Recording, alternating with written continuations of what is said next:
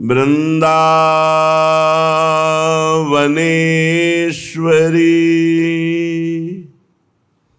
तवैव पदारविंदम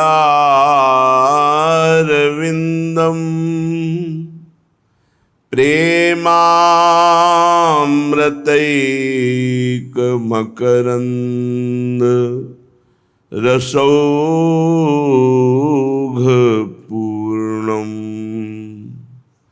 हृद्यर्पितं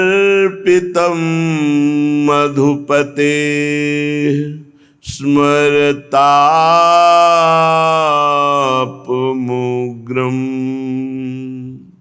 निर्वापयत् परमशीतल माश्रयामि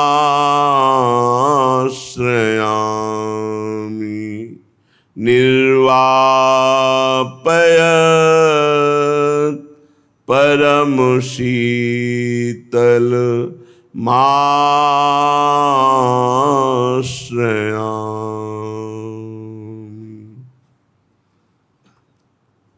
परम सच्चिदानंद घन स्वरूप श्री धाम वृंदावन परम प्रेम में श्री श्यामा श्याम परम प्रेम पिपासु खग मृग पशु पंछी सहचरियां और परम प्रेम आह्लाद की मूर्तिमान स्वरूपा श्री लाडली जू सुख सिंधु लाल जू के हृदय का जो प्रेम है वही यमुना रस रानी के रूप में प्रवाहित है। ऐसे परम पावन श्री धाम वृंदावन में देह की रक्षा का भी भाव त्याग कर अर्थात ये भी भार प्रभु के चरणों में समर्पित करके अब दुख मिले या सुख मिले, गति हो या दुर्गति, अब इसकी परवाह नहीं, अपने जीवन को प्रिया प्रीतम के चरणों से चिन्हित श्री धाम वृंदावन को समर्पित कर दिया तो स्वाभाविक उसे परम पद प्राप्त हो जाता है। ना चाहने पर भी भगवत साक्षात्कार हो जाता है। श्रीपाद कह रहे हैं राधा कृष्ण सुतत्व बोध विगत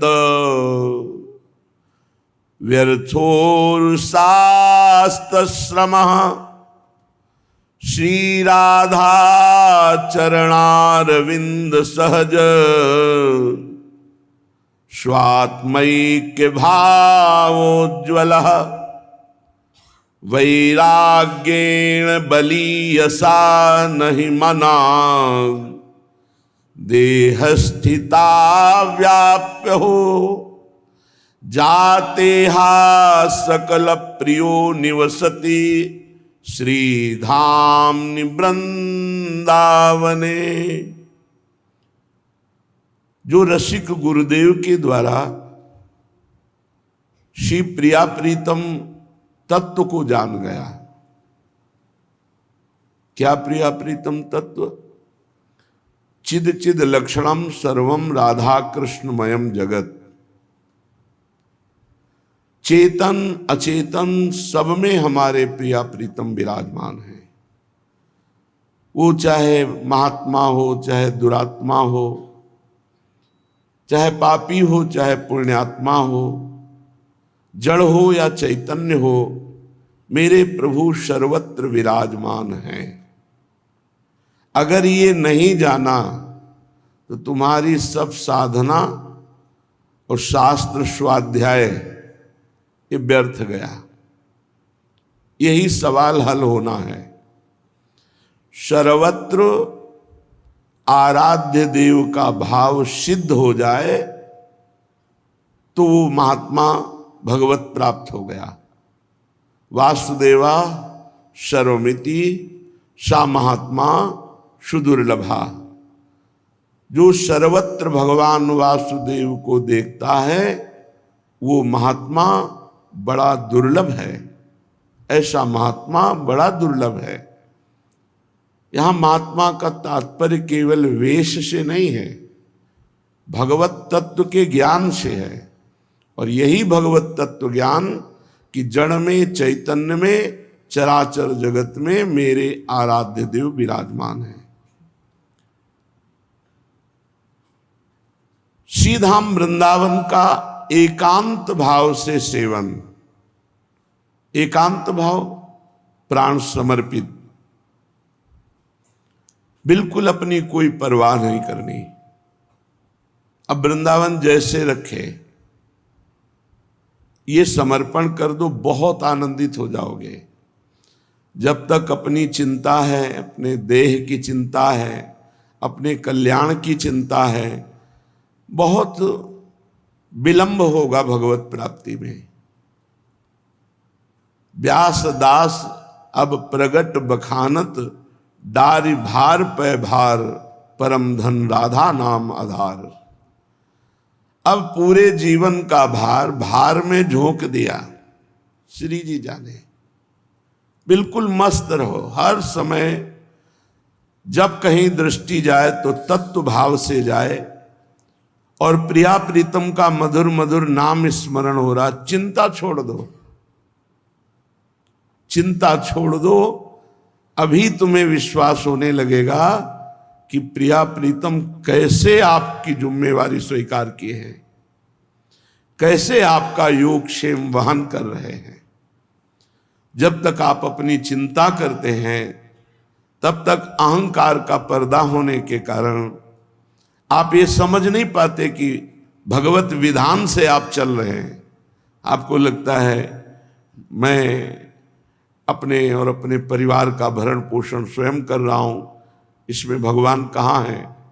लेकिन सच्ची मानिए, आम समर्पित कीजिए तो देखिएगा त्रिभुवन का भरण पोषण जिनके द्वारा हो रहा है, उन्हीं के द्वारा आपका भी हो रहा है। श्री राधा चरणारविंद सहज स्वात्मैक भावोज्वल, ये तभी होगा जब वैराग्येण बलि यसा नहीं मनाग देहिस्था वप्य हो। जो हम देह भाव में स्थित हैं, हमें बड़ी चिंताएं हैं, ऐसा हो गया तो क्या होगा, ऐसा हो जाए तो बहुत अच्छा है। ये सब देह भाव के अंतर्गत है। कह रहे मन में किंचन मात्र भी तुम चिंता मत करो। अति उदार श्री राधा किशोरी के चरणारविंद की एकांतिक भक्ति, बस मेरे बल श्री वृंदावन रानी ये सब संभाल लेंगे। आप चिंता छोड़ दो। जो प्रिया प्रीतम के भरोसे होकर संपूर्ण कर्तव्य कर्म करता हुआ फल की आशा प्रभु पे छोड़कर वो बहुत जल्दी तत्व का ज्ञान प्राप्त कर लेता है, बहुत जल्दी भगवत साक्षात्कार कर लेता है। सिद्धांत से चलोगे तो मार्ग बहुत छोटा है, थोड़ी भी मनमानी तो बहुत दूर नगरी, बहुत दूर मार्ग, बहुत हो सकता है जन्म जन्म लग जाए। और सिद्धांत से चलोगे तो बहुत छोटा मार्ग है। हृदय में ही भगवान विराजमान है, हृदय में ही प्रिया प्रीतम विराजमान है। जातेहा सकल प्रियो निवसति श्रीधामनि वृंदावने। बड़ा भाग्यवान उपासक है जिसका और कोई प्रिय नहीं बचा प्रिया प्रीतम के सिवा। ये खास बात है। आराध्य देव के सिवा और त्रिभुवन में हमारा कोई प्रिय नहीं है। उपासना बहुत जोर की, बहुत अच्छी स्थिति। उपास्य देव के सिवा कोई हमारा प्रिय नहीं है। इसे सिद्ध करना होगा, इसकी परीक्षा होगी। कोई में अपना शरीर भी है। उपास्य देव के सिवा कोई हमारा प्रिय नहीं। ना हमारा शरीर इतना प्रिय है जितना उपास्य देव, ना कोई शरीर प्रिय भोग, और ना कोई शरीर संबंधी। इसकी परीक्षा हो सकती है, तैयार रहिए। सकल प्रिय, हमारा समस्त प्यार एकमात्र आराध्य देव के चरणों में और फिर वृंदावन वास कर रहा है तो बहुत जल्दी प्रिया प्रीतम का साक्षात्कार हो जाता है। हमारे प्रिया प्रीतम आयातम न कुतश्चन क्वचन नो गंत्र स्मरई काम बुधौ।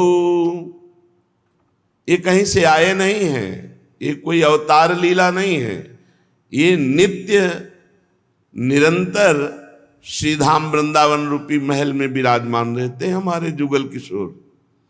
इन्हीं से अवतार होते हैं, इन्हीं के अंशावतार, कलावतार, विविध अवतार होते हैं। ये सबके अवतारी हैं। श्री श्यामा श्याम कहीं से आए नहीं हैं और ये कहीं जाते नहीं हैं, निरंतर वृंदावन में अखंड वास करते हैं। आयातम न कुतश्चन क्वचन नो गंत्र स्मरई काम बुधौ। हम ऐसे प्रिया प्रीतम का स्मरण कर रहे हैं जो अजन्मा है, अनादिकाल से अनंत काल तक नित्य विहार परायण है। इन्हीं के अंश से राधा कृष्ण, इन्हीं के अंश से सब अवतार होते हैं। पारावार विवर्जितेति विषमे नाद्यंत कालम लुठत। इनको समय का भी ज्ञान नहीं है, कब दिन कब रात। एक एक कल्प व्यतीत हो जाते हैं एक एक लीला में। सदैव ये प्रेम रस में मज्जन करते रहते हैं। आश्चर्य में गौरव श्यामल दिव्यकांत सहजात्याश्चर्य कैशोरकम। गौर श्याम जोड़ी अत्यंत आश्चर्यमयी किशोर अवस्था। यत्रास्ते मिथुनम मिथुंग मिलना जीवन्नु मस्तद्वनम। मैं ऐसे वृंदावन को नमस्कार करता हूं जहां ऐसे नौ किशोर गौर श्यामल जोड़ी ना कहीं से आई है और ना कहीं ये जोड़ी जाती है, यही विराजमान है। और ये उसी को साक्षात्कार होता है जो अनन्य भाव से इनकी उपासना में चित्त को जोड़ दिया। और ये सौभाग्य हम सबको मिला। हम सब वृंदावन वासी होने का सौभाग्य प्राप्त किए, वृंदावन का आश्रय मिला, हरिवंश महाप्रभु की शरण मिली, प्रिया प्रीतम की सेवा का सौभाग्य मिला। अब इस जन्म में हमें प्रिया प्रीतम के समीप जाना ही है। प्रतिदिन ऐसा चिंतन करो। अब हमारा शरीर छूटेगा और हम श्री जी की नित्य सेवा में पहुंच जाएंगे। जैसा सोचोगे वैसा बन जाओगे। जैसा बनना है वैसी सोच करो।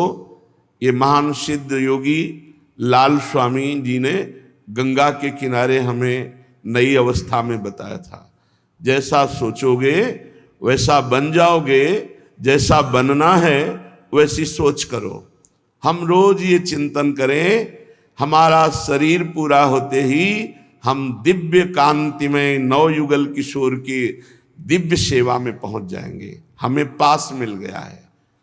ये जो हमें शरणागत मंत्र मिला, निज मंत्र मिला, श्रीधाम वृंदावन में हित सजनी हमें जो दुलार मिला, उन्हीं की दुलार से सब संयोग बना।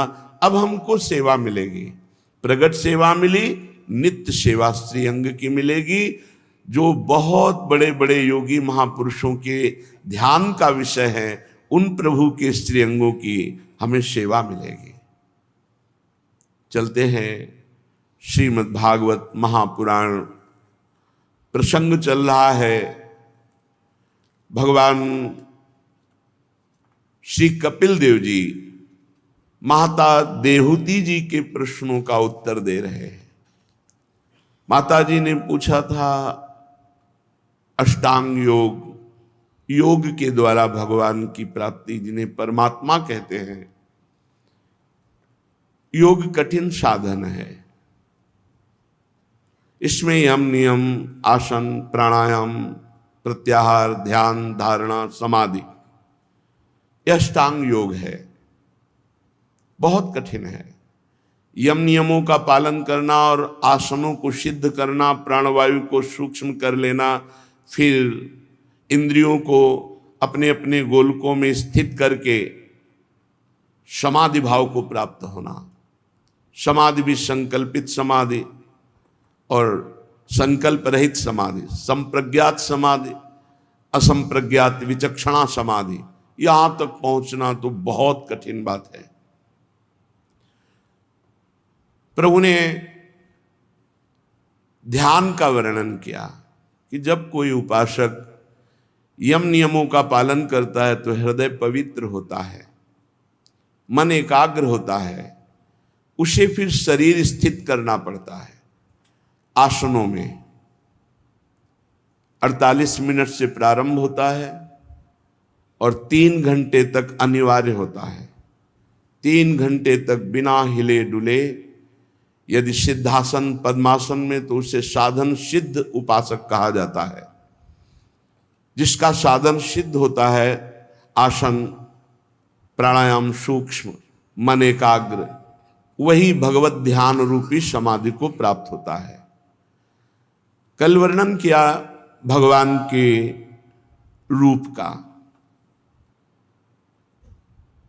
आगे वर्णन कर रहे हैं। जब कोई भक्त एकाग्रता पूर्वक ऐसा ध्यान करता है जैसा कल वर्णन किया गया, तो भगवान मुस्कुराते हुए उसके चित्त का अपहरण करते हैं। ऐसी सुंदर झांकी कल सुना है आपने। भगवान खिलखिलाकर हंसते हुए उसके मन का अपहरण कर लेते हैं। तस्यावलोकमधिकम कृपयाति घोरत तापत्रयोपशमनाय निशिष्ट मक्षणो। भगवान तीनों ताप का हरण करते हुए हंसते हुए उसके चित्त का अपहरण करते हैं जो रोज प्रभु का ध्यान करता है। अगर आप निरंतर नाम मंत्र जपना स्वीकार करेंगे तो ध्यान करना ही नहीं पड़ेगा। ये हम शुरू से कहते चले आ रहे हैं। स्वाभाविक ध्यान होने लगेगा। नाम का इतना बड़ा प्रभाव है कि रूप ध्यान के लिए आपको प्रयास नहीं करना पड़ेगा। देखिए रूप नाम आधीना, सिद्ध बात है। जब हम विवश होकर, प्रेम विवश होकर नाम जप करते हैं तो रूप स्वाभाविक आ जाता है। एक क्षण के लिए भी कभी हृदय से रूप डरता ही नहीं। राधा वल्लभ लाल को हृदय ध्यान, मुख नाम, ये एक संबंध है। जब उपासक का नाम से दृढ़ लगाव हो जाता है, रुचि हो जाती है और वो निरंतर नाम जप करता है तो रूप अपने आप झलकने लगता है। अपने आप ध्यान नहीं धरना पड़ता, वो रूप प्रकाशित रहता है। आंख खोले या आंख बंद करे, उसके सामने इंद्र नीलमणि श्याम मनोहर सात कुंभ तनु गोरी प्रिया प्रीतम झलकते रहते हैं। पी मूर्ति नयनन बसे, वो बस जाते हैं आके। खास बात है निरंतर नाम जप। अब ये जरूर है कि शास्त्र संत और गुरुजनों के वचनों का आश्रय लेकर जो अनुभव हुआ, वो अगर बात मान लोगे तो कोई भी हो, कहीं भी हो, आपका परम मंगल होगा। ये हम चीख चीख के कह रहे हैं। ये ध्यान करना बड़ा कठिन है अष्टांग योग के द्वारा। बातें बना लेना सहज है, लेकिन जो आप योग के द्वारा, ध्यान योग के द्वारा नहीं उपलब्धि प्राप्त कर सकते, वो आप नाम के द्वारा प्राप्त कर लेंगे। बहुत सुंदर बात है।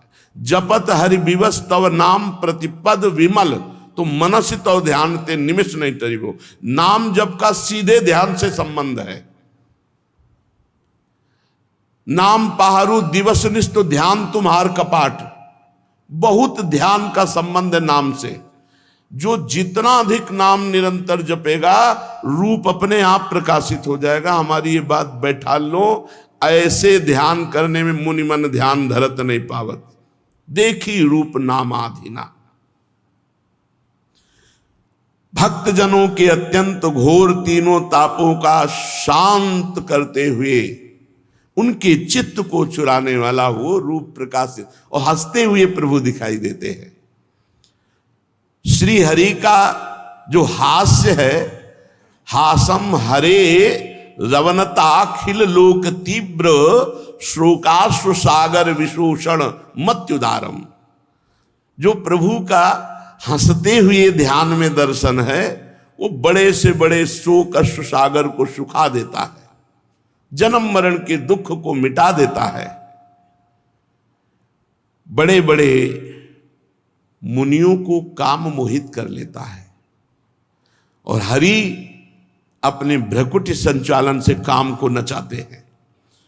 वो हरि जब मुस्कुराते हुए भक्त के हृदय में प्रकाशित होते हैं, तीनों तापों का नाश, समस्त दुखों का नाश, और मन को चुरा लेते हैं। ये मन चोर है। अब उसके हृदय में अत्यंत प्रेमार्ध भाव जागृत होता है। श्री हरि का वो हंसना, उसके चित्त का अपहरण करना, मन का अपहरण करना और मन का प्रेम में डूब जाना, वस्तुतः यही जीवन का परम लाभ है। भगवत ध्यान में पुलकित होकर अश्रुधारा चल रही, मन प्रभु में पूर्ण रूप से आसक्त हो गया, यही जीवन का परम लाभ है। इस प्रकार साधक का जब प्रभु में प्रेम हो जाता है तो हृदय भक्ति से पूर्ण होकर द्रवित होने लगता है। शरीर में कंपायमान, कपकपी आ जाना, रोमांच हो जाना, उत्कंठा जनित अश्रुधारा बहना, ये परम लाभ। ये जो पुलकावली है, जब शरीर कंपायमान होता है, रोम रोम पुलकित होता है, जन्म जन्म के मलिनताओं का सफाया हो रहा है। कभी ऐसा जीवन में हो तो उसे गुप्त रखना, किसी को बताना नहीं। आप में यदि कभी भागवतिक भाव आने लगे तो उनका प्रचार प्रसार मत करना, नहीं वहीं से बंद हो जाएंगे।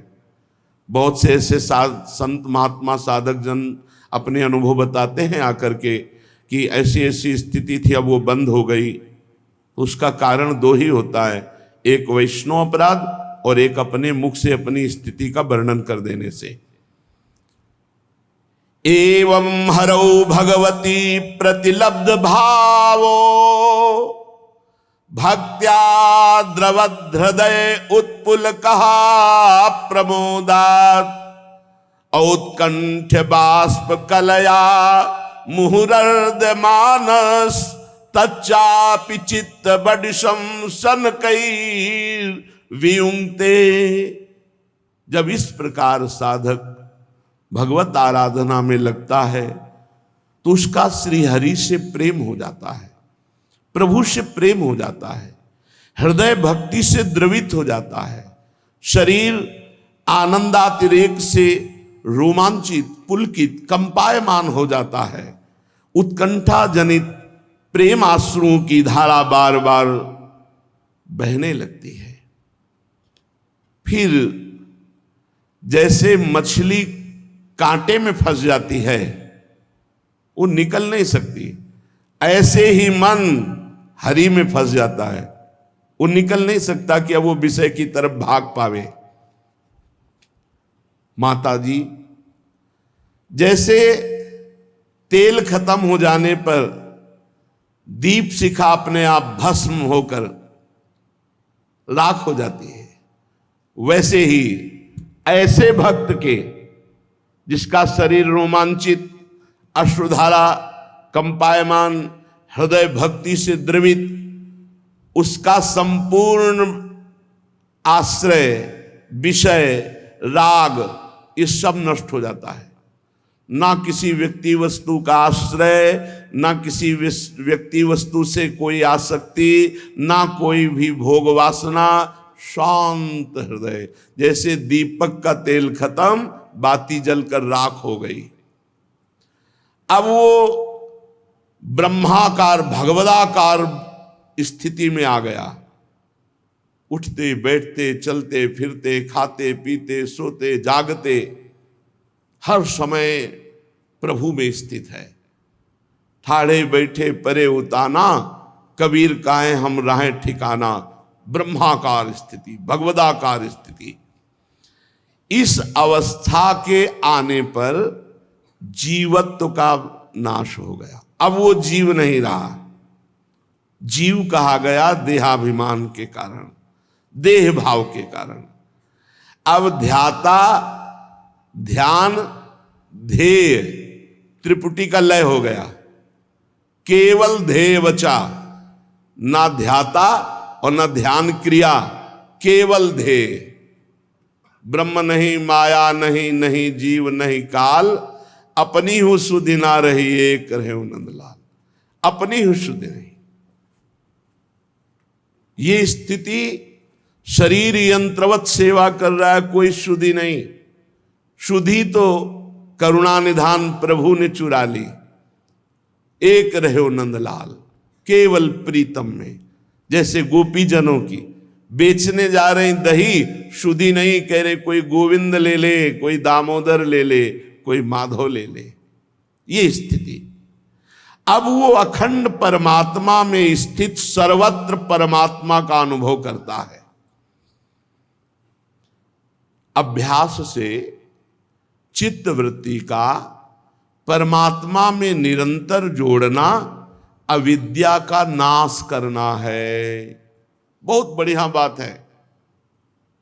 हम बार बार जो अपने मन को प्रभु में जोड़ रहे हैं, राधा राधा राधा वल्लभ श्री हरिवंश, राधा वल्लभ श्री हरिवंश, मानो एक एक नाम से हम अविद्या का नाश कर रहे हैं। एक एक नाम हमारे जन्म जन्मांतर से भरी हुई जो अहंकारमयी अविद्या है, देहाभिमानमयी अविद्या है, मोहमयी अविद्या है, उसका नाश हो रहा है।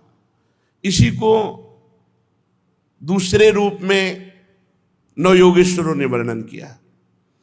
जैसे कई दिनों का भूखा आदमी जब एक एक कवल अन्न पाता है तो क्षुधा निवृत्ति तुष्टि पुष्टि होती है, ऐसे ही एक एक भजन में संसार से वैराग्य स्वरूप का बोध, भगवान से प्रेम। पर बहुत जब भजन करेंगे तब अनुभव होगा। काम तो एक एक भजन से शुरू हो गया, राधा राधा, एक एक नाम काम कर रहा है, संसार से वैराग्य स्वरूप का ज्ञान और प्रभु से प्रेम। पर जैसे कई दिनों का भूखा आदमी एक दो कवल से अनुभव नहीं होता, जब आधा पेट हो तब समझ में आता है। ऐसे ही जब कम से कम 24 घंटे में 12 घंटे स्थिति तो रहे, तब समझ में आए क्या है भगवदानंद परमानंद। माता जी, अभ्यास से, योगाभ्यास से बार बार मन को जब प्रभु में लगाया जाता है तो इससे अविद्या का नाश होता है, अज्ञान का नाश होता है, और वो दुख सुख से रहित परमानंद की स्थिति, परमात्म तत्व का साक्षात्कार करने की तरफ आगे बढ़ रहा है। जितना भजन होता जा रहा है उतनी हमारी यात्रा आगे बढ़ती चली जा रही है। अब जब उसे मन लय होने वाली स्थिति प्राप्त हुई, पहले तो मन लगाने वाला अभ्यास किया, अब मन लय होने लगा। अब उसकी स्थिति ऐसी हो गई जैसे मदिरा पिए हुए पुरुष को, अधिक मदिरा पान किए हुए पुरुष को ये पता नहीं कि मैं कहाँ गिरा हुआ हूं, मेरे शरीर में वस्त्र है कि नहीं है। ऐसे ही उस जिसका मन लय हो चुका है प्रभु में, उस सिद्ध पुरुष को ये पता नहीं रहता कि मेरी देह बैठी है या खड़ी है या कार्य कर रही है, कुछ ज्ञान नहीं है। मन तो प्रभु में लय है और यंत्रवत देह से चेष्टाएं हो रही। उस परमानंद स्वरूप की स्थिति का वाणी के द्वारा वर्णन नहीं हो सकता। अब उसका शरीर तो चलता है पर पूर्व जन्म के प्रारब्ध के अनुसार, भक्त का भगवान के अनुसार। जब तक उसका प्रारब्ध शेष रहता तब तक वो जीवित रहता है और क्रियाएं भी होती रहती, खान पान सब ऐसे, पर वो यंत्रवत होती है। और जहां प्रारब्ध पूरा हुआ, शरीर छूटा, परम पद को प्राप्त हुआ। बहुत ध्यान से फिर सुन लीजिए, बहुत काम की बात है। हम एक एक क्षण, एक एक नाम में जब मन को संसार से हटाकर प्रभु में लगाते हैं तो एक एक नाम से हम माया का नाश कर रहे हैं, अविद्या का नाश कर रहे हैं। जब हमारा मन इस कोटि के भजन में कि लय हो गया, लय कहते हैं सुधि नहीं रही, भजन चल रहा है, हम भजन कर रहे हैं, ऐसी भी सुधि नहीं, उस स्थिति में इतना आनंद होता है कि जैसे कोई अधिक मदिरा पिए हुए पुरुष को ये पता नहीं रहता कि मैं बैठा हूं या खड़ा हूं, मैं कहाँ कैसी स्थिति में हूं, कपड़ा शरीर में है कि नहीं, ऐसे उस सिद्ध महापुरुष की स्थिति। वो बैठा है कि खड़ा है, क्रियारत है कि अक्रिय है, उसको कोई बोध नहीं, वो प्रारब्ध के अनुसार शरीर कार्य कर रहा है और उसका मन लय हो चुका है परमात्मा में। जहां प्रारब्ध क्षीण हुआ, शरीर छूटा और वो सिद्ध पुरुष अहमता ममता रहित भगवत परम पद को प्राप्त हुआ। जिस प्रकार अत्यंत स्नेह के कारण शरीर में मैंपन, पुत्र में मेरापन, धन में मेरापन, अज्ञान के कारण ये आत्मबुद्धि रहती है, यदि थोड़ा सा सत्संग मिल जाए और विचार प्रारंभ हो तो स्पष्ट दिखाई देता है मैं शरीर नहीं हूं, ये सब मेरा नहीं है, ये बीच में मिला हुआ केवल माया का नाटक है। ये भूल से अपनी आत्मा को अपना देह मान बैठा है, ये साक्षी है पर अपने साक्षी भाव से हटकर ये कर्ता भोक्ता भाव को आ गया है। माता जी, जैसे लकड़ी अलग है, अग्नि अलग है, पर रहती लकड़ी में ही अग्नि है, और वही अग्नि जब प्रज्वलित हो जाए तो लकड़ी को भस्म कर देती है। ऐसे ही आत्म तत्व वही जीव है, अज्ञानी जीव, और कोई नहीं है। उसे ये ज्ञान हो जाए तो ज्ञानाग्नि से ममता हमता भस्म हो जाए, वो परम पद को प्राप्त हो गया। तो हे माता जी, योग के द्वारा भगवत प्राप्ति कैसे होती है ये हमने आपको बताया। देहूती जी ने पूछा, प्रभु आपने प्रकृति का क्या स्वरूप है बताया, पुरुष का स्वरूप बताया, महातत्व, सांख्य शास्त्र, योग। अब मैं जानना चाहती हूं कि भक्ति योग का क्या स्वरूप है। भक्ति योग में विस्तार पूर्वक सुनना चाहती हूं, क्योंकि हमने देखा कि भक्ति योग में सहज में ही भगवत प्राप्ति हो जाती है, कठिनता नहीं है इसमें, और आपका भरोसा रहता है। इसलिए मैं भक्ति योग को विस्तार पूर्वक सुनना चाहती हूं। प्रभु हमें यह भी बताइए कि जीवों की जन्म मरण रूपा ये अनेक प्रकार की गतियां, तो कौन कौन सी गति होती जीव की, क्योंकि ये सुनने से वैराग्य होता है कि हमको पाप कर्म नहीं करना, बड़ी दुर्गति होगी। लोगों को जो भोगों में रुचि के कारण पाप प्रवृत्ति बनने में हर्ष होता है, जब शास्त्र हम सुनते हैं तो भय खड़ा हो जाता है कि अरे ऐसा हम पाप नहीं करेंगे। पापी पुरुष डरता है सत्संग सुनने से।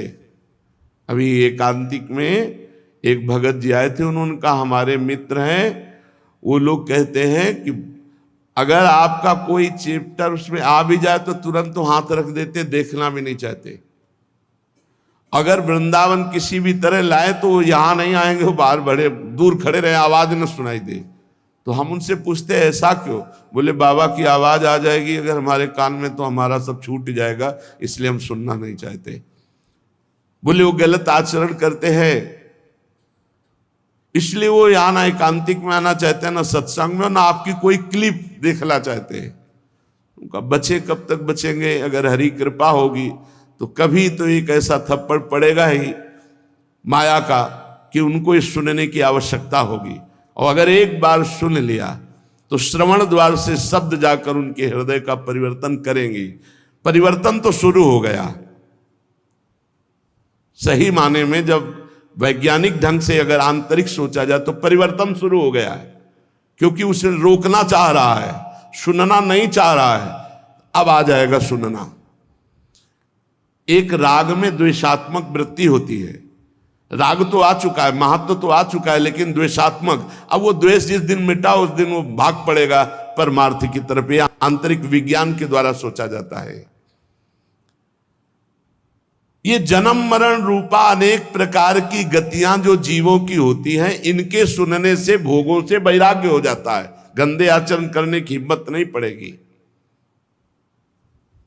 प्रभु, ये सर्वसमर्थ काल का स्वरूप क्या है?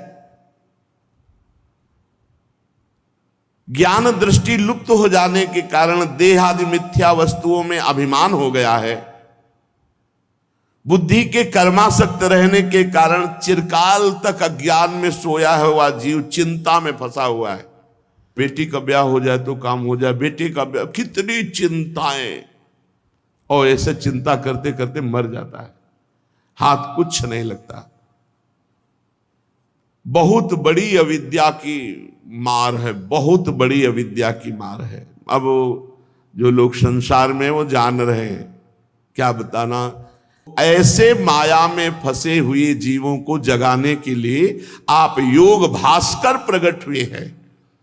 इसलिए प्रभु, जो मैं प्रश्न किया इसका आप कृपा करके उत्तर दीजिए। श्री भगवान ने कहा, माता जी, साधकों के भाव के अनुसार भक्ति योग का अनेक प्रकार से प्रकाश होता है। साधकों के भाव के अनुसार भक्ति योग का अनेक प्रकार से प्रकाश होता है। भक्ति योगो बहुविधो मार्गैर्भामिनि भाव्यते स्वभाव गुण मार्गेण पुंसाम भावो विभिद्यते अभिसंधाय यो हिंसाम दंभम मात्सर्यमेव वा संरंभी भिन्न दृग्भावम मयि कुर्यात्स तामसः। जो भक्ति तो करता है, बहुत ध्यान से सुनना, पर भेददर्शी है, बहुत व्यवहार की सिद्धि, ये व्यवहार की सिद्धि है।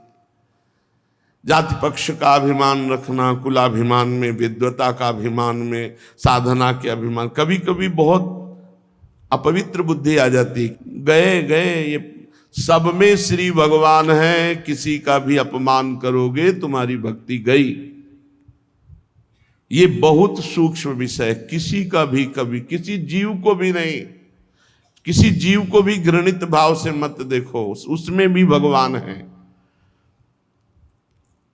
जो भेददर्शी है और क्रोधी पुरुष है और हृदय में हिंसा का भाव रखता है, दंड देने का,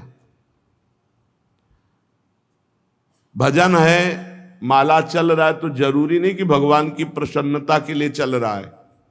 उसके कई कारण हो सकते हैं। माला चलाकर अपनी वासना की पूर्ति, माला चलाकर किसी का अनिष्ट करने का भाव, बहुत विचित्र विचित्र खोपड़ी है। इतना कठिन भजन और उसका दूसरे का मंगल करने के लिए प्रयोग कर देते हैं।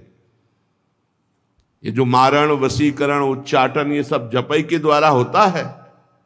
इनमें मंत्रों का अनुष्ठान होता है और बड़ी पवित्रता से मंत्र जापक जब जप करके और संकल्प करता है कि इसका अनिष्ट हो जाए तो पक्का अनिष्ट हो जाएगा, लेकिन उसका अनिष्ट हुआ तो उसका अनिष्ट तो पहले ही हो गया जिसने अनिष्ट किया। ऐसे हैं जो भेददर्शी है, क्रोधी है और दूसरों की हिंसा का भाव रखते हैं और मात्सर्य, जलते रहते हैं ईर्ष्या में, और भगवान का भजन भी करते हैं।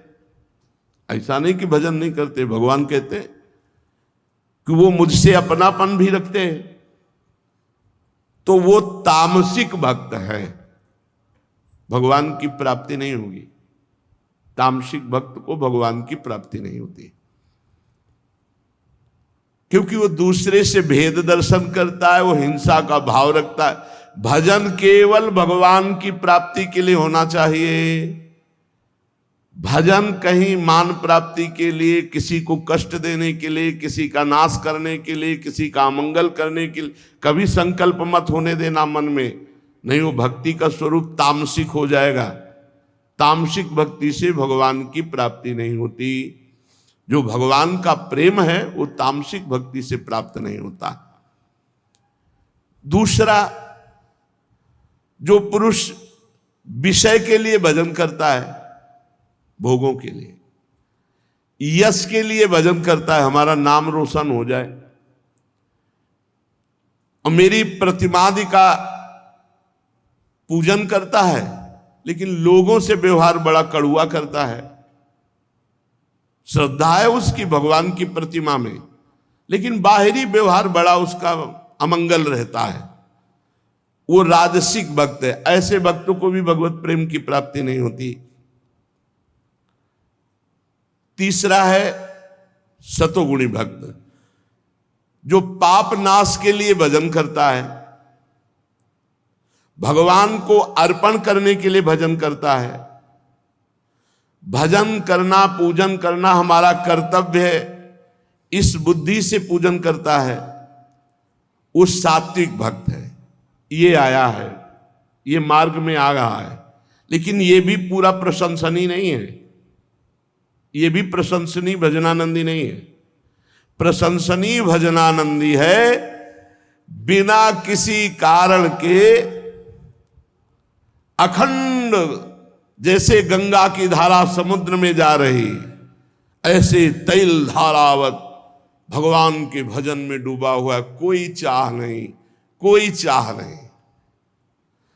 जिस प्रकार गंगा का प्रवाह अखंड रूप से समुद्र की ओर बहता है, मदगुण श्रुति मात्रेण मयि सर्वगुहाशये मनोगति रविच्छिन्ना यथा गंगाम्भसोम्बुधौ। जैसे गंगा की धारा अखंड प्रवाह समुद्र की ओर, ऐसे जिसका मन, बुद्धि, चित्त ये सब मेरी ओर लगा हुआ है। तैल धारावत भजन चल रहा है, भगवत कथा सुन रहे, सेवा कर रहे, और कोई आकांक्षा नहीं, कोई चाह नहीं कि पाप नष्ट हो जाए, मेरा यश हो जाए, किसी भी तरह की कोई चाह। ये त्रिगुणातीत भक्त है।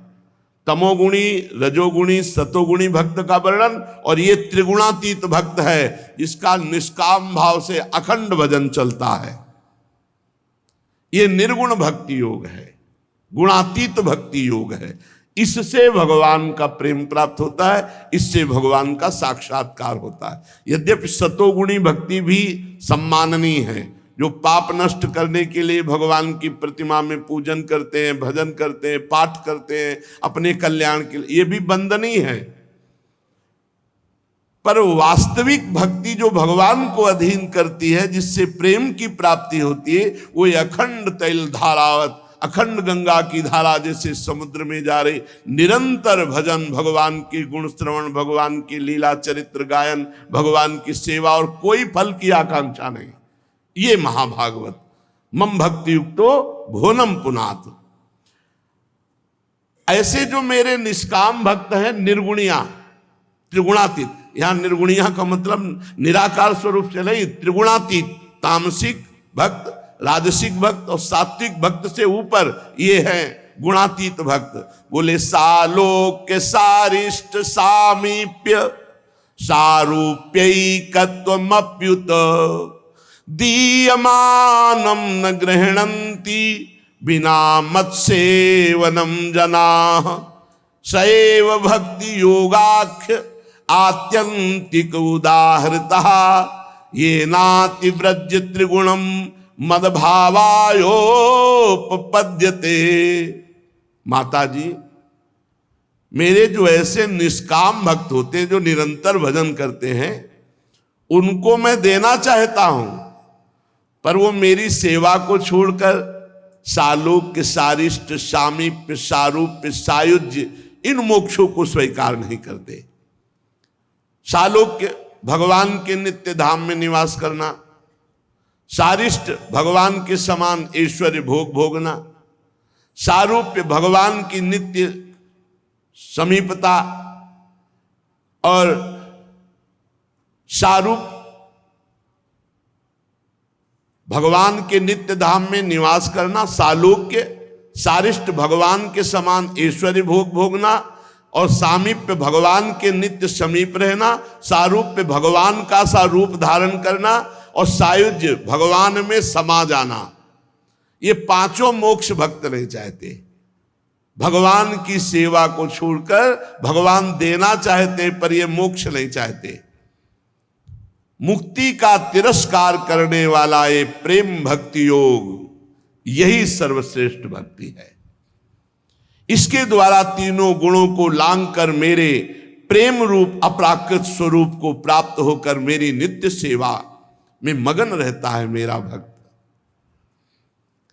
ये जो तैल धारावत अखंड भक्ति की बात भगवान ने की, गुणातीत निर्गुणिया भक्ति, ये कैसे प्राप्त होती है? तो कहा निष्काम भाव से श्रद्धा पूर्वक अपने सारे कर्तव्य कर्मों को करे भगवान की प्रसन्नता के लिए। पहला, चाहे वो गृहस्थी में हो चाहे विरक्ति में हो, अपने अपने धर्मानुसार जितने कर्म हैं वो भगवान के लिए करे। नित्य प्रति ये देखता रहे कि हमारे कर्म में किसी को मन से वचन से शरीर से दुख तो नहीं पहुंच रहा, हिंसा तो नहीं हो रही। हिंसा रहित कर्म भगवान की प्रसन्नता का योग होता है।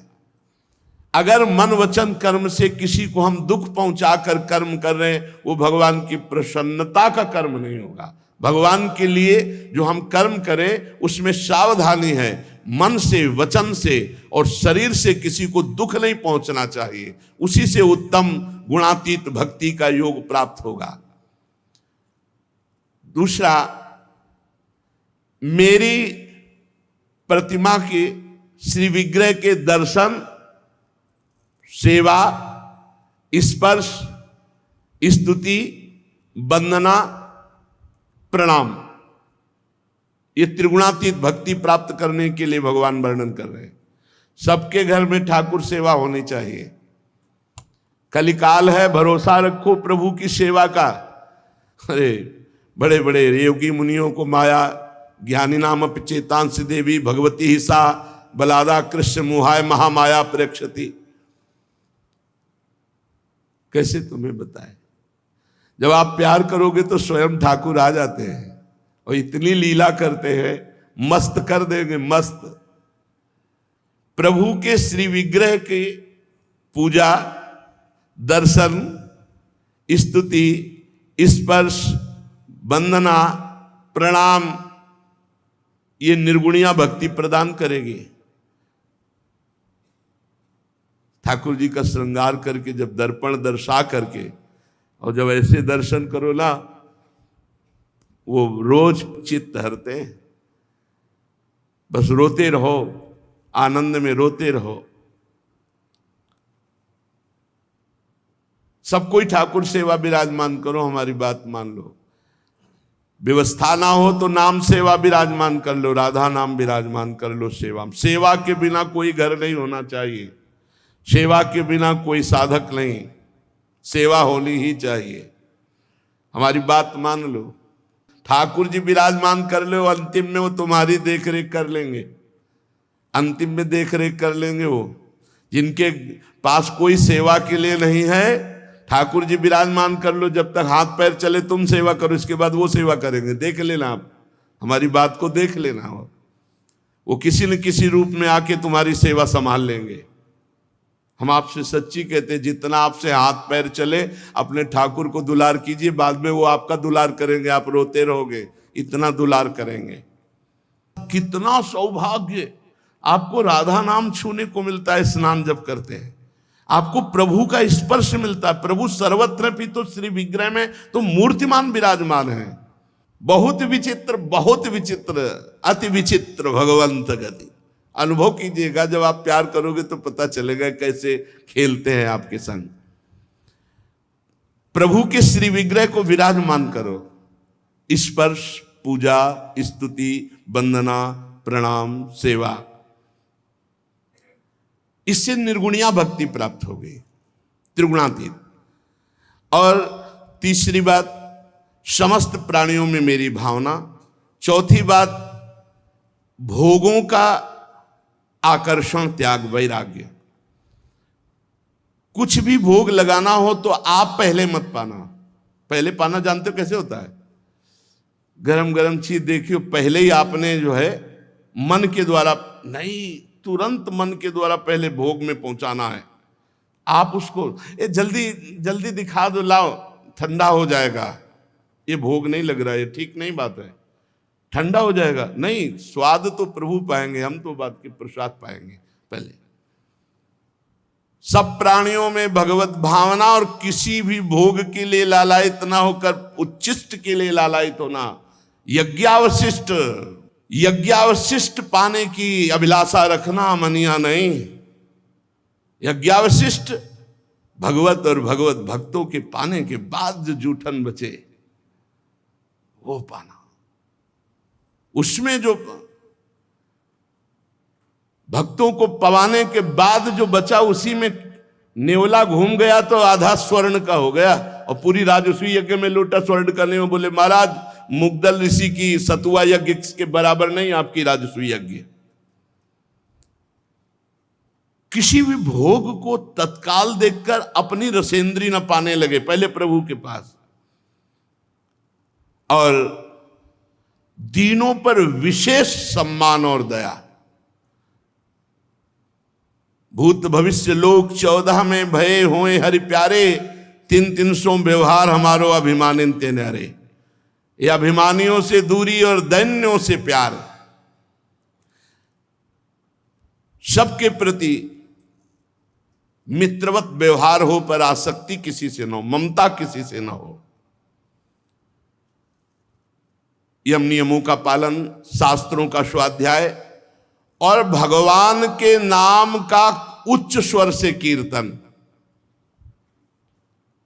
नाम संकीर्तनाच में उच्च स्वरस्तम। नाम संकीर्तन ऐसा करना चाहिए कि गले की नसें फूल जाएं, चेहरा लाल हो जाए नाम उच्चारण करने में। लेकिन ये किसी भक्त का ही होगा। लड़ाई हो तो ये लक्षण आ जाएंगे। किसी मोहल्ले वाले को या पड़ोसी से लड़ना हो तो ये लक्षण आ जाएंगे कि गले की नसें फूल जाएंगी, चेहरा लाल हो जाएगा। जोर जोर से गले की नसें फूल जाएं तो फांसी से बच जाओगे यमराज की। नामोच्चारण उच्च स्वर से, भगवान नाम कीर्तन जब हो, जब कीर्तनिया बाबा परम पूज्य जो श्रीनिमार्ग संप्रदाय के जब अपने आते थे धाम में, जब वो राधा नाम कीर्तन बैठते तो आधा घंटा में कहते अब तो हम गर्म हुए हैं, बंद करने को मत कहना। आधा घंटा में तो हमारा घंटा 2 घंटा नाम, यहाँ तो 24 घंटे नाम कीर्तन चलता है। खूब उच्च स्वर से नाम कीर्तन करो। उच्च स्वर से नाम कीर्तन करने से मन सरल हो जाता है, मन प्रभु में लगने लगता है। और नाम संकीर्तनम यस्य सर्व पाप प्रणाशनम, सारे पापों का नाश नाम संकीर्तन से हो जाता है। जो बड़े बड़े तीर्थों के अवगाहन से भी महापाप नहीं नष्ट होते, वो नाम कीर्तन से नष्ट हो जाते हैं। और संत महापुरुषों की संगति से ये निर्गुणिया भक्ति कैसे प्राप्त होती है? बोले हिंसा रहित कर्म से और मेरे श्री विग्रह के दर्शन, स्पर्श, पूजा, स्तुति, वंदना, प्रणाम, लोगों में मेरी भावना करने से, भोगों के प्रति आकर्षण त्याग से, अभिमानियों से दूर और दैन्य पुरुषों का सम्मान करने से, और आत्मज्ञान प्रदान करने वाले शास्त्रों के श्रवण से, और मेरे नाम के उच्च स्वर कीर्तन से, संत पुरुषों के संग से और भागवत धर्म का अनुष्ठान करने से चित्त शुद्ध हो जाता है और धीरे धीरे वो मेरे में लगने लगता है। जिस प्रकार वायु के द्वारा उड़ करके जाने वाला गंध अपने आश्रय पुष्प से घ्राणेन्द्रिय तक पहुंच जाता है। ध्यान से सुनिए, पुष्प कहाँ है और वायु उसकी सुगंध को लाकर हमारी घ्राणेन्द्रिय तक पहुंचा देती है। उसी प्रकार जब ये भक्ति योग किया जाता है तो चित्त परमात्मा को घसीट लेता है, परमात्मा चित्त में आकर प्रकाशित हो जाता है। बहुत सुंदर बात कह रहे भगवान, बहुत सुंदर कह रहे मैं जीव रूप से मैं ही स्थित हूं। पकड़ो, अहम सर्वेषु भूतेषु भूतात्मावस्थिता सदा तमवज्ञाय मां मर्त्यः कुरुते अर्चा विडंबनम यो मां सर्वेषु भूतेषु संतमात्मानमीश्वरम हित्वार्चां भजते मौढ़्या भस्मन्नेव जुहोति सः। मैं सबके हृदय में जो जीव का आ जाता है ना, वो मैं ही हूं। इसलिए जो सब भूतों का अनादर करता रहता है, लड़ाई झगड़ा द्वेष करता रहता है, तिरस्कार करता रहता है, और मेरी प्रतिमा में बड़ी बड़ी कीमती चीजों से पूजन करता है, मैं उस पूजन को स्वांग मानता हूं। मैं उस पूजन को स्वीकार नहीं करता, क्योंकि मैं सबके हृदय में विराजमान जीवात्मा रूप से मैं ही हूं। जो मोहवश मेरी उपेक्षा करके मेरा अपमान करता है, जीवों के रूप में हिंसा करता है। एक बता रहे थे कि वो बहुत ठाकुर सेवा करते, सब करते, पर मांस खाते और शराब पीते हैं। कहते मेरी मौज, मैं ऐसे भक्ति करूंगा। तो भगवान कह रहे हो पूजा स्वांग मात्र है, उसकी की हुई पूजा मैं स्वीकार नहीं करता। जैसे भस्म में किया हुआ हवन व्यर्थ जाता है, ऐसे उसकी की हुई पूजा व्यर्थ जाएगी। भगवान के वचन इसलिए व्यर्थ जाएगी। आज्ञा पर चलो, सब जीवों में भगवान है। आप जीवों को उबाल उबाल के खाओगे और कहोगे हम भगवान को सोने का हार पहना देंगे, तो भगवान सोने से प्रसन्न होने वाले नहीं। 4 लाख योजन का एक ही पहाड़ है भगवान की सृष्टि में, और रत्न गर्भा पृथ्वी को कहा गया है। जैसे ये सफेद मिट्टी, पीली मिट्टी, ऐसे सोने चांदी की खाने हैं पृथ्वी में। भगवान को तुम्हारे किलो 2 किलो सोना से प्रसन्नता नहीं हो जाएगी। आचरण पवित्र रखो। जो भेददर्शी अभिमानी पुरुष दूसरे जीवों के साथ वैर दुश्मनी रखता है, मैं ही सबके शरीर में विद्यमान हूं, तो मेरे से द्वेष करता है, प्रतिमा की पूजा करता है, उसे कभी शांति नहीं मिल सकती। उसकी मैं पूजा स्वीकार नहीं करता। फिर कह रहे माता जी, जो दूसरे जीवों का अपमान करता है, वो बढ़िया से बढ़िया सामग्री से मेरी पूजा करे, तो मैं उससे कभी प्रसन्न नहीं होता। अहमुच्चावचैर्द्रव्यैः क्रियोत्पन्नया नघे नैव तुष्येर्चितोर्चायां भूतग्रामावमानिनः। जो हर जीवों का अपमान करता है, लड़ाई झगड़ा द्वेष करता है, वो बढ़िया बढ़िया सामग्रियों से मेरी पूजा करे तो मैं स्वीकार नहीं करता। भगवान कहते हैं मैं उसकी कभी पूजा स्वीकार नहीं करता, मैं उससे कभी प्रसन्न नहीं होता। कैसे प्रसन्न होते हो प्रभु? तो बोले जीवे दया, सब पर दया का भाव रखते हुए। जो मेरी प्रतिमा में पूजा करता है और सबके हृदयों में विराजमान मुझ परमात्मा का आदर करता है, उसके ऊपर मैं प्रसन्न होता हूं। लेकिन जो प्रतिमा में केवल पूजन करता है, बाहर राग द्वेष ईर्ष्या हिंसा चोरी छल कपट, मैं स्वयं उस भेददर्शी को मृत्यु रूप महान भय प्रदान करता हूं। अब लो नसानी अब ना न सही, आज तक गलती हुई, अब गलती नहीं करूंगा, तुम्हारा मंगल हो जाएगा। पर भगवान की पूजा का भरोसा रख करके खूब पापाचरण करो, दुर्गति होगी। भगवान कह रहे हैं मैं उसे मृत्यु रूप काल रूप दंड दूंगा, मैं उसे भय प्रदान करूंगा। अतः हे माता, अथमाम सर्वभूतेषु भूतात्मानं कृतालयम् अर्हये दानमानाभ्याम मैत्राभिन्नेन चक्षुषा। हे माता जी, संपूर्ण प्राणियों के हृदय रूपी घर में छुपा हुआ मैं सब देखता रहता हूं, इसलिए संपूर्ण प्राणियों को दान मान व्यवहार पूजन उनका सम्मान, इससे मैं प्रसन्न हो जाता हूं। माता जी, पाषाण आदि अचेतनों की अपेक्षा वृक्ष श्रेष्ठ हैं। पाषाण आदि अचेतनों की अपेक्षा वृक्ष श्रेष्ठ हैं। वृक्षों से सांस लेने वाले प्राणी श्रेष्ठ हैं। सांस लेने वाले प्राणी में भी मन वाले प्राणी श्रेष्ठ, जिनमें मन की सृष्टि है, उनमें भी इंद्रिय और मन युक्त प्राणी श्रेष्ठ है। इंद्रियों में, प्राणियों में केवल स्पर्श का अनुभव करने वालों की अपेक्षा रस ग्रहण करने वाले श्रेष्ठ हैं। रसवेत्ताओं में गंध का अनुभव करने वाले भ्रमर आदि, फिर उनसे शब्द ग्रहण करने वाले सर्प आदि, फिर उनसे भी रूप का अनुभव करने वाले पक्षी आदि, फिर उनसे भी जिनके ऊपर नीचे दांत होते हैं वो जीव श्रेष्ठ हैं। फिर उनमें बिना पैर वालों से बहुत पैर वाले श्रेष्ठ है। बहुत पैर वालों में 4 पैर वाले श्रेष्ठ है।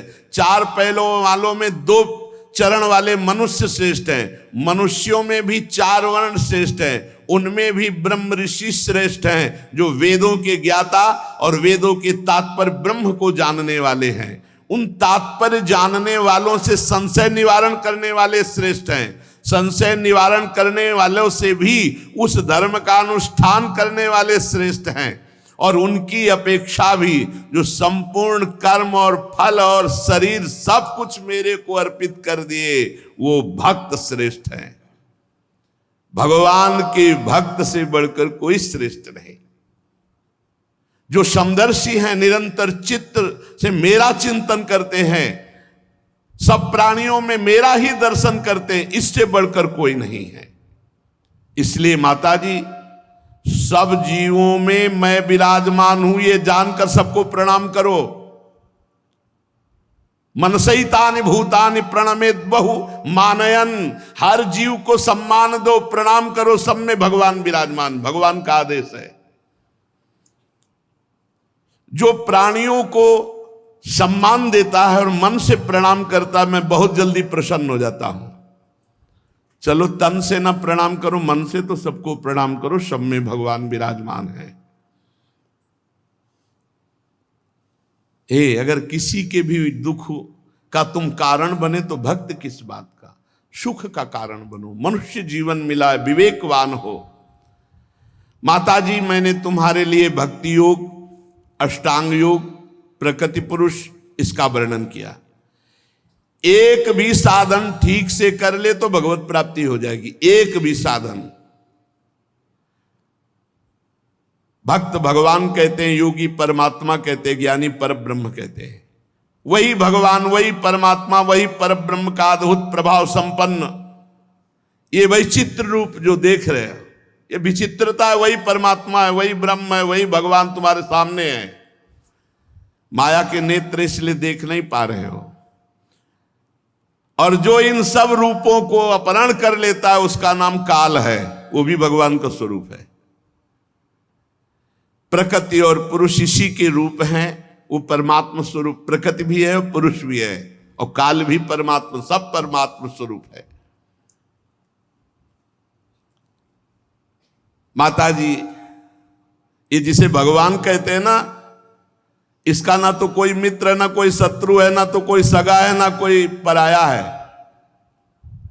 जैसे भजोगे वैसे ही अनुभव में आएगा। ये सजग रहते हैं। जो प्रभु को भूलकर भोगों में फंसे हुए, उनकी आयु का अपहरण करके उनका संहार कर देते हैं। इन्हीं के भय से वायु चलती, इन्हीं के भय से सूर्य तपता है, इन्हीं के भय से इंद्र वर्षा करते हैं, इन्हीं के भय से तारे चमकते हैं, इसी से भयभीत होकर औषधियां, लताएं, वनस्पति समय समय पर फल फूल धारण करते हैं। इन्हीं के डर से नदियां बहती हैं, इन्हीं के डर से समुद्र अपनी मर्यादा में रहता है, इन्हीं के भय से अग्नि प्रज्वलित होती है, पर्वतों सहित पृथ्वी जल में नहीं डूबती। इन्हीं के शासन से आकाश जीवित है, प्राणियों के श्वास प्रश्वास के लिए अवकाश देता है। इन्हीं से संपूर्ण आवरणों युक्त ब्रह्मांड का विस्तार है। ये सारा चराचर जगत भगवान के अधीन है। इसलिए धन्य है उसका जीवन जिसने अपने चित्त को भगवान में अर्पित कर दिया। कपिल भगवान ने कहा, हे माता जी, जिस प्रकार वायु के द्वारा उड़ाया जाने वाला मेघ समूह उसके बल को नहीं जानता, उसी प्रकार विभिन्न योनियों में दौड़ा दौड़ा करके भुगताने वाले काल को कोई नहीं जानता। काल बड़ा प्रवीण है, एक भी सेकंड का ऐसा कर्म नहीं जिसको काल तुम्हें फल न दे। काल माने समय, समय आने दो, फल तुम्हें देगा। बढ़िया खेती बो रहे हो, आनंदित अभी वर्तमान में रहो, आगे तो जो फल आएगा निहाल हो जाओगे। और बुरी खेती बो रहे हो तो अभी जलो, और आगे जो फल आएगा वो तो भोग भोग करके रोगे, ऐसा फल आएगा। एक सेकंड भी कर्म का हिसाब आपका चूक नहीं पड़ेगा, समय आने पर भोगना पड़ेगा। वो काल है, समय। जीव सुख की अभिलाषा से जिस जिस वस्तु को बड़े कष्ट से प्राप्त करता है, उसी उसी को भगवान काल नष्ट कर देते हैं। हर जीव को जो भगवान से विमुख है उसे अंत में शोक ही करना पड़ेगा, पछताना ही पड़ेगा, रोना ही पड़ेगा। इसका कारण मंदमती जीव यहां आया है भजन करने के लिए, भगवत प्राप्ति के लिए, भूल गया नाशवान शरीर और उसके संबंधी घर खेत पत्नी पुत्र में मोहवश अपना मान करके समय नष्ट कर दिया। अब उसको दंड मिलेगा। बोले क्यों दंड मिलेगा? हमने कोई पाप किया है? हाँ, सरकारी आदमी हो, यहां आए हो भजन कर भगवत प्राप्ति के लिए। कई बार कहा जैसे सरकारी आदमी को विदेश भेजा जाए सरकारी कार्य के लिए, अब वो कहे हम अकेले तो नहीं जाएंगे, तो बोले तुम्हें गाड़ी बंगला सब मिलेगा, अपना परिवार भी ले जाओ, चलो लो, पत्नी लो, पुत्र लो। अब वहां जाके 20 वर्ष रुका, जब लौट के आने का समय आया तो पूछा गया सरकारी काम, बोले वो तो नहीं हुआ, 2 बच्चे और पैदा किए, पढ़ाया लिखाया, उनका ब्याह किया, ये सब के। बोले इसके लिए भेजा था, ये तो तुम्हारी रहनी थी, मेन जो आप आए थे वो सरकारी काम के, यहां किस लिए आए थे? नर्तन कर फल विषय न भाई, भजिए राम सब काम बिहाई।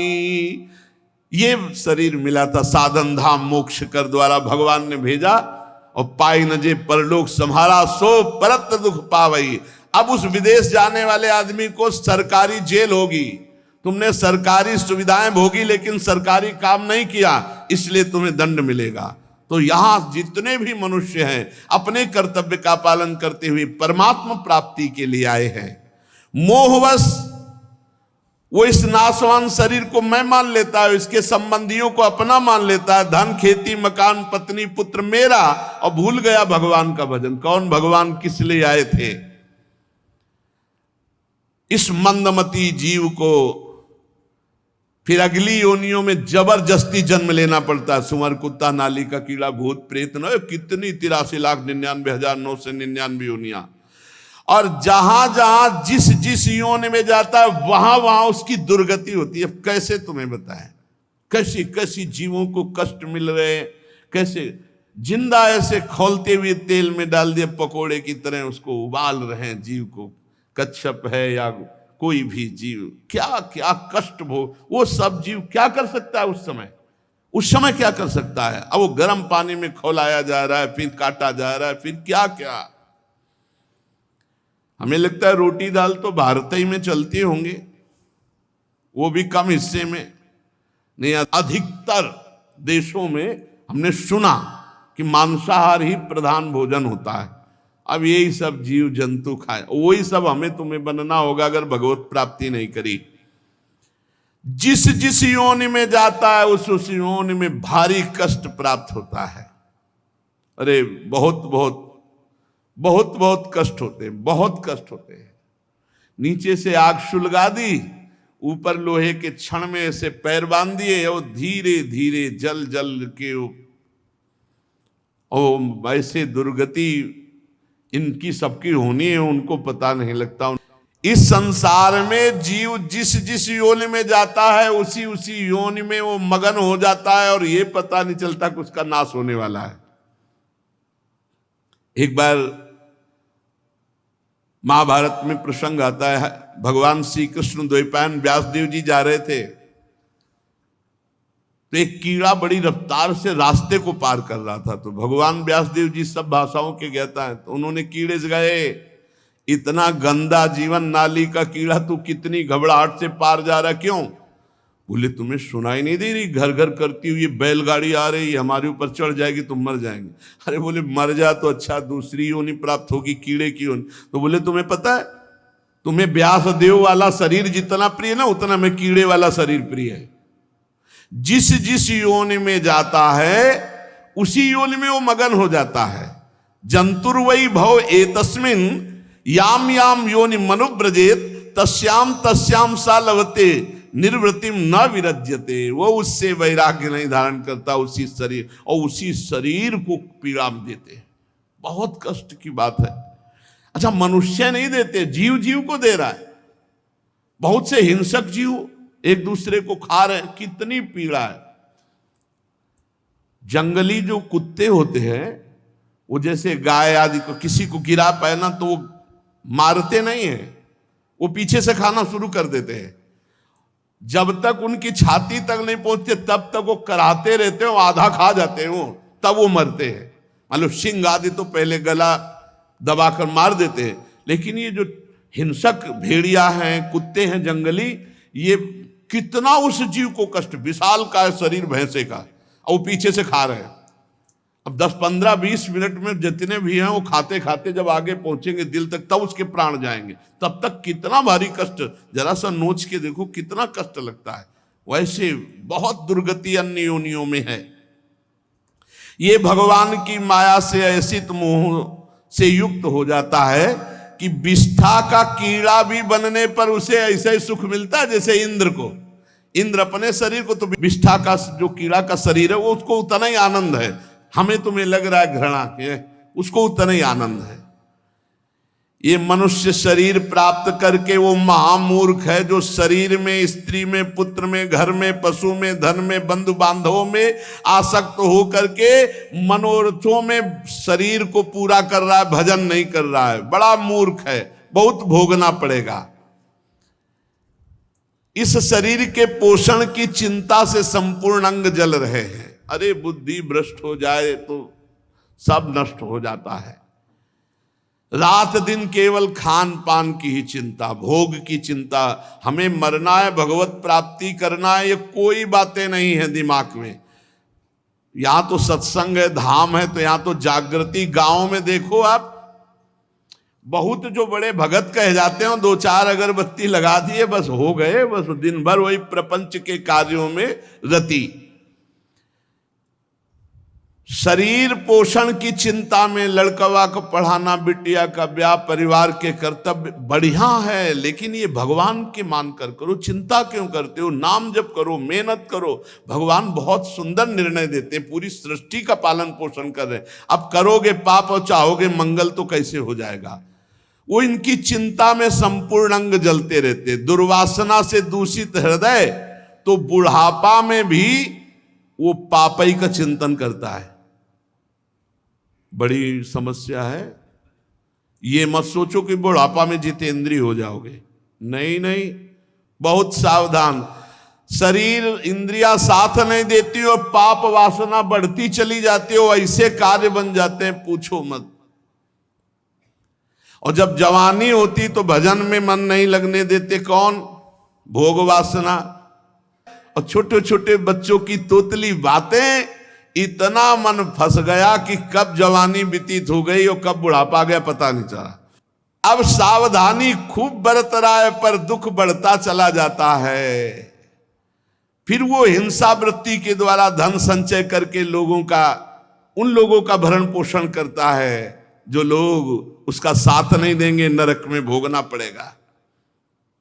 माता जी जीविका चलाने के लिए लोभवश वो दूसरों का धन छीनता है, दूसरों का पाप करता है।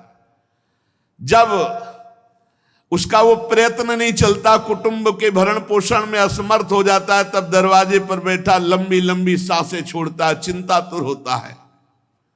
जैसे बूढ़े बैल को कोई हरियाली और हरी घास और बढ़िया दाना चारा नहीं लगाता, ऐसे उस बूढ़े को नहीं, भगवान की चर्चा ली, भगवान का लाभ ली, बड़ी बुरी दशा, बड़ी बुरी दशा हमने देखी है।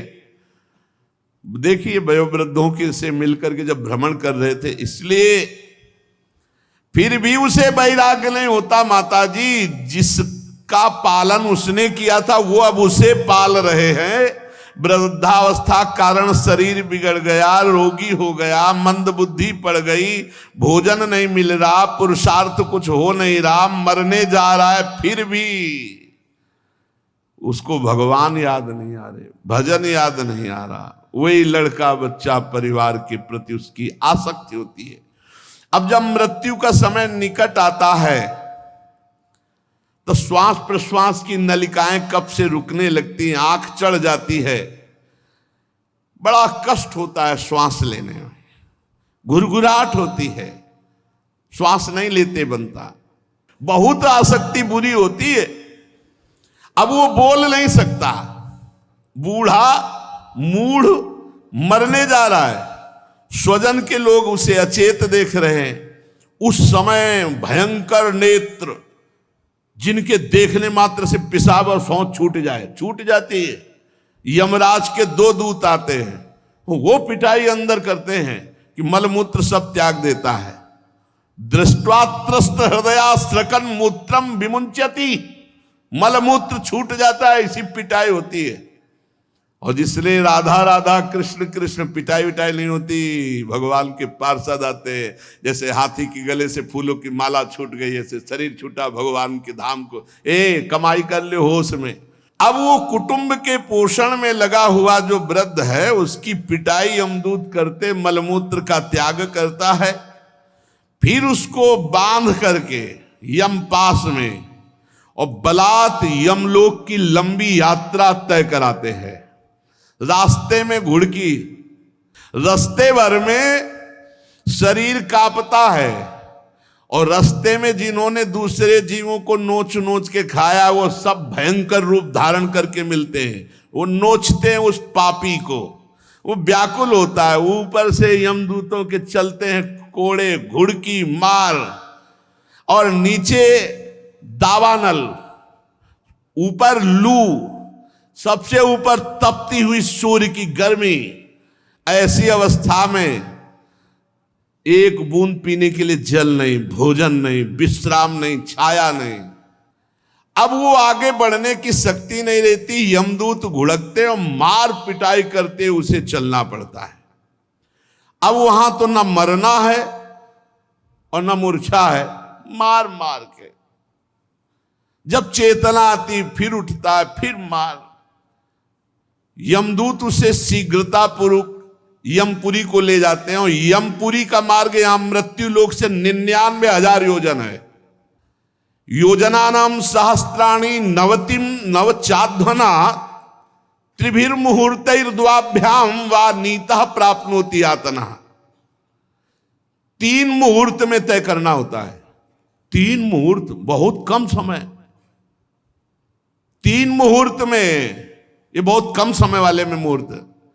यमलोक का 99,000 योजन यहां से है मृत्यु लोक से। 1 योजन का मतलब 4 कोस। 99,000 योजन, 1 योजन 4 कोस, 3,96,000 कोस। अब 1 कोस में 3 किलोमीटर। अब समझो इतना बड़ा मार्ग है, इतना बड़ा मार्ग है, और 3 मुहूर्त में दौड़ा कर ले जाया जाता मारते हुए। ये भगवान श्री सुखदेव जी गान कर रहे हैं, श्री कृष्ण द्वैपायन व्यास जी रचयिता हैं। इस समय देवती जी का प्रश्न भगवान कपिल देव जी वर्णन कर रहे हैं, और नैमिषारण्य में शौनकादि ऋषि 88,000 सुन रहे हैं, सूत जी वर्णन कर रहे हैं। परम सत्य बात है यहां मृत्यु लोक से 99,000 योजन इतने लंबे मार्ग को 2 या 3 मुहूर्त में तय करना होता है। फिर इसके बाद धधकती हुई आग से उसको चलाया जाता है। भूंजो, यहां भूंजो, तुम भूंजोगे तब पता चलेगा। फिर जो यहां दूसरे का मांस खाते हैं ना, काट काट करके उनका मांस उनको खिलाया जाता है।